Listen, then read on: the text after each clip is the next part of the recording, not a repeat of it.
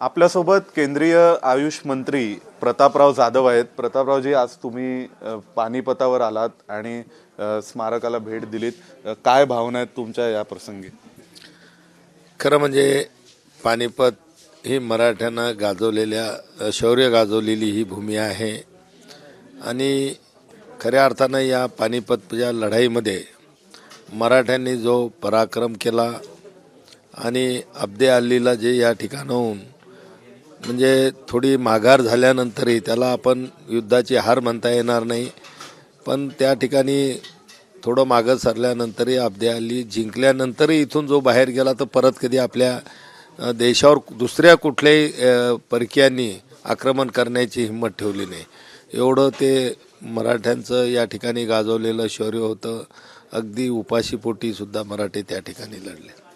Sir, एक विषय जो आहे की पानिपतावरती बऱ्याचदा हा कार्यक्रम किंवा इथलं युद्ध स्मारक हे महाराष्ट्राकडून दुर्लक्षिलं गेलेलं आहे. आता तुमचं सरकार आहे, आज मुख्यमंत्र्यांनी आश्वासन दिलंय की पानिपतावर पुन्हा एकदा स्मारक उभं करू आणि त्यासाठी महाराष्ट्र सरकार सगळं काय करेल. तुमचं काय म्हणणं आहे शिवसेना म्हणून?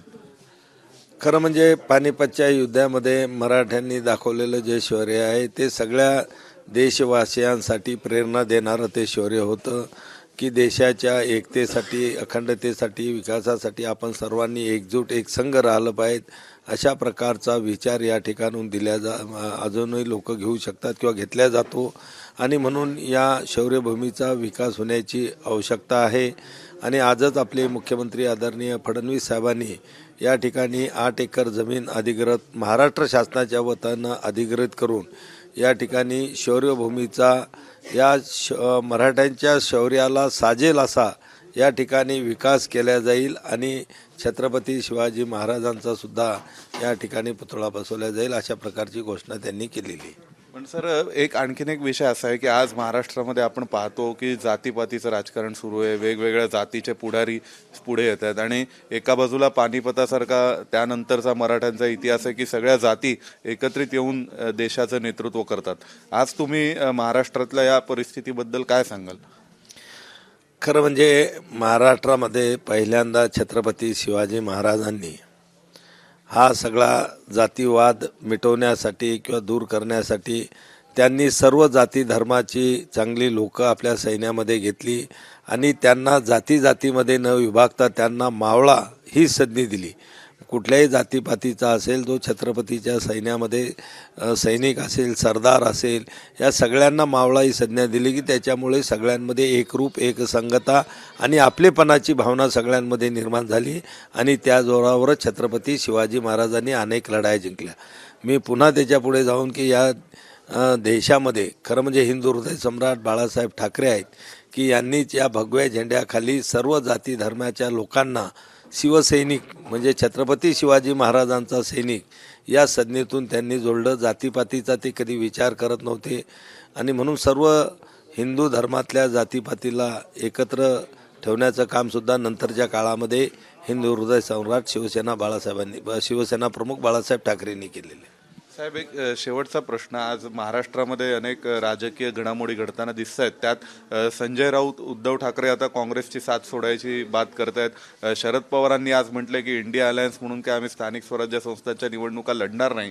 तर त्यावर आणि दिल्लीत आपल्याला दिसतंय की आम आदमी पक्ष उघडपणे काँग्रेसवर टीका करतोय. काँग्रेस एकटी पडलेली दिसते आणि दुसऱ्या बाजूला तुमची महायुती ही मात्र स्थानिक स्वराज्य संस्थांमध्ये एकत्रितपणे जाईल का, की तिकडेही असं काही होऊ शकतं? नाही, बघा, आमची महायुती ही भक्कम आहे. आमच्या महायुतीचे तीनही नेते असतील महाराष्ट्रामधले, फडणवीस साहेब असतील, आदरणीय एकनाथराव शिंदे साहेब असतील, सन्माननीय अजितदादा असतील, या सगळ्यांचं विचार चांगले आहेत आणि महायुतीला अगदी ग्रामपंचायतीपासून तर लोकसभेपर्यंत सगळ्या निवडणुका आपण जिंकल्या पाहिजेत. महायुतीमध्ये सन्माननीय भारतीय जनता पक्षाचे ज्येष्ठ नेते अमित शहांनी सुद्धा त्या दिवशी आपल्या महाराष्ट्रामधल्या शिबिरामध्ये सांगितलं. आता जो तुम्ही संजय राऊतांचा विषय सांगितला, शरद पवार पण म्हणाले आता की आम्ही काय इंडिया अलायन्स म्हणून ठरवलं नव्हतं. नाही, शरद पवारापेक्षाही संजय राऊत जे 2-4 दिवसापासून जी लाईन धरतात की लढणार, मला असं वाटते की हा त्यांचं बार्गेनिंग पॉवर वाढवण्याचा हा एक मुद्दा आहे. ज्या आणि ही हिंमत महाविकास आघाडी सोडण्याची शिवसेना कदापि करणार नाही. कारण की शिवसेनेजवळ हिंदू मताचा जनाधार राहिलेला नाही. आज जी काही शिवसेना आहे ती परावलंबी तेवढा पुन्हा ते आज संजय राऊत म्हणाले की आम्हाला स्वतंत्रपणे ही म्हणजे निवडणुका लढवू. शरद पवार म्हणतात की आम्ही स्वतंत्रपणे लढवू. तुम्ही एकतर महायुती म्हणून इंटॅक्ट राहाल का? आणि दुसरी गोष्ट, संजय राऊत असं का बोलतात किंवा शरद पवार का म्हणतात आम्ही काँग्रेसची गरज नाही? आज खरं म्हणजे महायुतीबद्दल जर सांगायचं झालं तर महायुती महाराष्ट्रामध्ये भक्कम आहे. महाराष्ट्रातील महायुतीचं नेतृत्व करणारे आमचे तिन्ही नेते आदरणीय फडणवीस साहेब असतील, आदरणीय शिंदे साहेब असतील किंवा आदरणीय अजितदादा असतील, हे सगळी समविचारी मंडळी आहे आणि एकमेकाचा सन्मान ठेवणारी आहे आणि एकमेकाला सोबत घेऊन चालण्याची यांची भूमिका लोकसभा असेल विधानसभेमध्ये अगदी त्यांनी सहज दाखवलेली आहे. पुढच्याही या सर्व नगरपालिका, महानगरपालिका, जिल्हा परिषदेच्या निवडणुकामध्ये सुद्धा आम्ही महायुती म्हणून समोर जाणार आहे. जो दुसरा प्रश्न तुम्ही विचारला की गेल्या 4-5 दिवसामध्ये संजय राऊत वारंवार की उभाटा स्वबळावर लढेल, उभाटा स्वबळावर लढेल, उद्धव ठाकरेच्या नेतृत्वात आम्ही वेगळं लढू असं जे म्हणतायत, तर खऱ्या अर्थानं ते काँग्रेससोबत त्यांची बार्गेनिंग पॉवर वाढवण्यासाठी अशा प्रकारचे वाक्य ते वापरत आहेत.